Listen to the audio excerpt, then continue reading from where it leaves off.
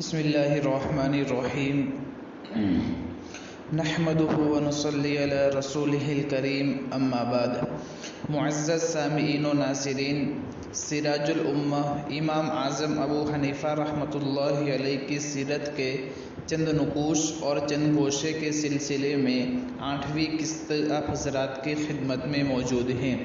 اس قسط میں امام صاحب کی زندگی کے 2 اہم پہلو کو بیان کیا جائے گا۔ سب سے پہلا کہ کوفہ کے سیاسی حالات میں امام صاحب کا طرز عمل، یہ ایک مستقل لمبا عنوان ہے، اور جو دوسرا عنوان ہے وہ امام صاحب کی نماز جنازہ اور تدفین کے سلسلے میں ہے۔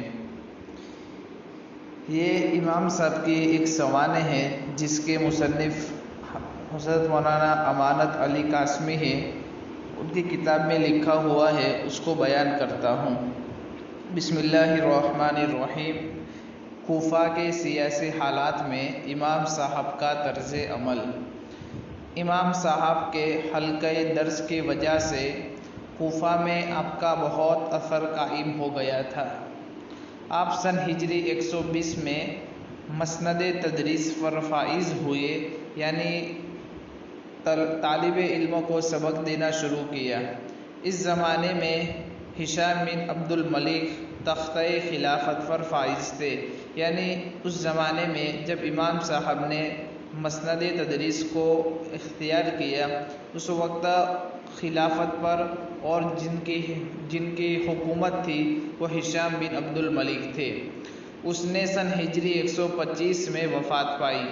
اس کے زمانے میں حکومت کا انتظام قدرے بہتر تھا۔ اس کے بعد ولید بن یزید اور ابراہیم بن الولید یکے بعد دیگرے، یعنی ایک کے بعد دوسرے خلافت پر آئے اور تخت نشین ہوئے۔ اسی دور میں عباسی خلافت کی تحریک زور پکڑ گئی تھی۔ انہی دنوں میں یزید بن عمرو بن حبیرہ کو کوفہ کا گورنر مقرر کیا گیا تھا، اور اس نے سلطنت کے جو قانون ہوتے ہیں، جس کو ایوان سلطنت کہتے ہیں، اس کو مذہبی ستونوں پر قائم کرنے کا ارادہ کیا تھا۔ اس مقصد کے تحت اس نے علماء کو حکومتی ذمہ داریوں سے سرفراز کیا، اور امام صاحب کو میر منشی اور امیر خزانہ کی پیشکش کی تھی۔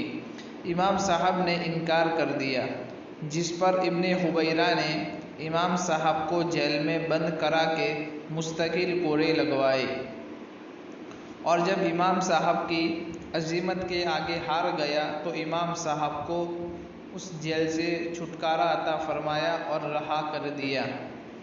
امام صاحب نے کوفہ کو خیر آباد کہہ کر مکہ کی طرف رخ کیا، اور عباسی حکومت کے قائم ہونے کے بعد کوفہ واپس آئے۔ ایک روایت میں ہے کہ سن ہجری 132 میں کوفہ آ گئے تھے، لیکن یہ عارضی قیام تھا، اور سن ہجری 136 میں کوفہ میں مستقل قیام فرمایا۔ اس وقت عباسی حکومت کا پہلا فرما روا ابو العباس اپنی آخری دن گن رہا تھا، یعنی وہ جھانکنے کے عالم میں تھا۔ اس کے بعد منصور خلافت کی مسند پر فائز ہوا۔ اس کے زمانے میں بھی لوگوں کی توقعات پوری نہ ہوئی، اور بغاوتوں کا سلسلہ جاری رہا۔ عباسی حکومت کے زمانے میں اہل بیت کے محمد نفس زکیہ اور ان کے بھائی ابراہیم نے بغاوت کی۔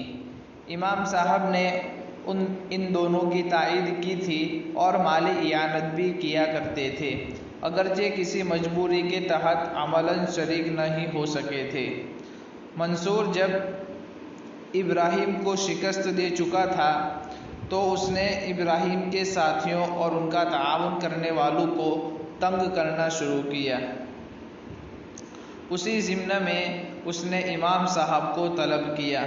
منصور امام صاحب کے قتل کا ارادہ رکھتا تھا، لیکن امام صاحب کی عظمت اور لوگوں میں ان کے اثر و رسوخ کی بنا پر اس نے منصب کی زنجیر میں قید کرنا مناسب سمجھا۔ لیکن امام صاحب نے عہدہ قضا قبول کرنے سے انکار کر دیا۔ منصور نے امام صاحب کو قید میں بند کر دیا، لیکن یہاں بھی امام صاحب کا علمی فیض جاری اور ساری رہا۔ امام محمد بن حسن الشیبانی نے امام صاحب سے جیل میں ہی تعلیم حاصل کی تھی۔ منصور امام صاحب کے بڑھتے اثر و رسوخ سے بے حد پریشان تھا اور امام صاحب پر اس کی کوئی بھی تدبیر کارگر نہ ہو رہی تھی۔ وہ ہر بار امام صاحب کی عظمت اور قوت استقلال کے سامنے شکست کھا جاتا تھا، اس لیے اس نے آخری تدبیر یہ کی کہ بے خبری سے ان کو زہر دلوایا۔ جب امام صاحب کو زہر کا احساس ہوا تو آپ سجدے میں چلے گئے اور اسی حالت میں رشد و ہدایت کا یہ آفتاب بروز جمعہ شوال سن ہجری 150 کو ہمیشہ ہمیشہ کے لیے غروب ہو گیا۔ انا للہ و انا الیہ راجعون۔ یہ بات جو لکھی ہوئی ہے وہ شمس الدین ذہبی کی کتاب مناقب ابو حنیفہ میں لکھی ہوئی ہے، صفحہ نمبر 48 پر۔ امام صاحب کی نماز جنازہ اور تدفین۔ امام صاحب کے انتقال کی خبر تمام شہر میں جنگل میں آگ کی طرح پھیل گئی اور سارا شہر امن کر آ گیا۔ حسن بن عمارہ جو آپ کے استاد بھی تھے، انہوں نے حضرت امام صاحب کو غسل دیا اور غسل کے وقت حسن بن عمارہ روتے جاتے تھے اور کہتے چلے جاتے تھے کہ اللہ تبارک و تعالی آپ پر رحم فرمائے۔ آپ نے 30 سال تک افطار نہیں کیا اور نہ 40 سال سے رات کو آرام کیا۔ آپ ہم سب میں سب سے زیادہ عابد اور سب سے زیادہ پرہیزگار تھے۔ یہ بات مناقب ابی حنیفہ میں جلد نمبر 1 صفحہ نمبر 213 پر لکھی ہوئی ہے۔ غسل سے فارغ ہوتے ہوئے لوگوں کی بہت زیادہ کثرت ہو گئی تھی۔ پہلی نماز جو حسن بن عمارہ نے پڑھائی تھی اس میں 50,000 لوگ شریک تھے اور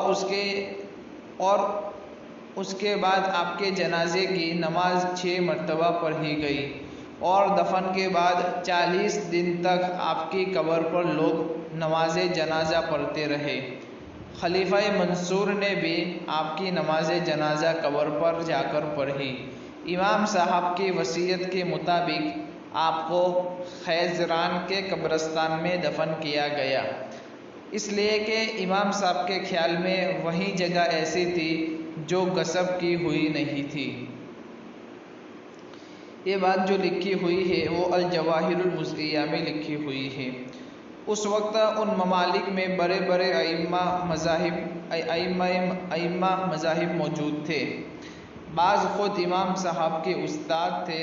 سب نے آپ کے اس فانی دنیا سے رحلت فرمانے اور کچھ کرنے کا رنج کیا اور افسوس آمیز کلمات بھی کہے۔ ابن جریج مکہ میں جو تھے سن کر کہا انا للہ و انا الیہ راجعون، علم جاتا رہا۔ شعبہ بن حجاج نے جو امام صاحب کے استاد اور بصرہ کے امام تھے نہایت افسوس کیا اور کہا کوفہ میں اندھیرا ہو گیا، ان کے ساتھ کوفہ کی فکر بے نور ہو گئی۔ امام صاحب کا مزار اس وقت سے آج تک مرجع خلائق بن چکا ہے اور بنا رہے گا۔ سلطان الب ارسلان سلجوقی نے سن ہجری 459 میں ان کی قبر پر ایک قبہ اور اس کے قریب ایک مدرسہ تعمیر کروایا تھا۔ غالباً یہ بغداد کا پہلا مدرسہ تھا۔ مدرسہ نظامیہ اسی سال قائم ہوا تھا، لیکن اس کے بعد تعمیر کیا گیا جب اسماعیل پاشا بغداد میں قابض ہوا تو رافضیوں نے اس قبہ اور مدرسے کو مسمار کر دیا اور توڑ دیا تھا اور اس جگہ کوڑا کرکٹ ڈالنا شروع کر دیا تھا، لیکن اللہ تبارک و تعالی نے ان شرارتوں اور ان اشرار لوگوں سے بغداد کو بہت جلد پاک صاف کر دیا۔ سن ہجری 974 میں سلطان سلیم ابن سلیم نے پھر سے یعنی اثر نو مزار پر قبے تعمیر کروائے۔ یہاں امام صاحب کی مختصر سوانح حیات ختم ہو رہی ہے۔